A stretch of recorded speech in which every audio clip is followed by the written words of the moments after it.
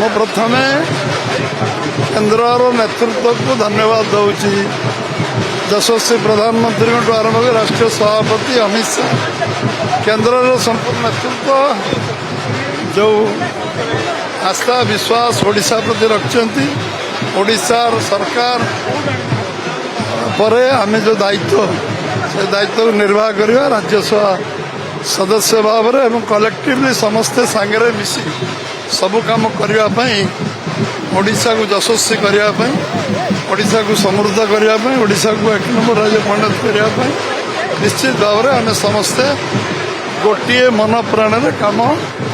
କରିବା ପାଇଁ, ସମସ୍ତେ ଗୋଟେ ଟିମ୍ ସ୍ପିରିଟ୍ରେ କାମ କରିବା ପାଇଁ ନୀତିଗତ ଭାବରେ ନିଷ୍ପତ୍ତି ନିଆଯାଇଛି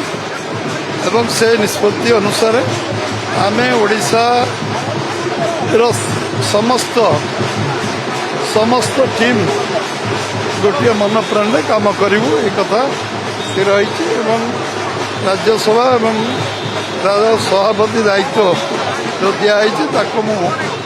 ନିଷ୍ଠାର ସହିତ ପାଳନ କରିବା ପାଇଁ ଚେଷ୍ଟା କରିବି।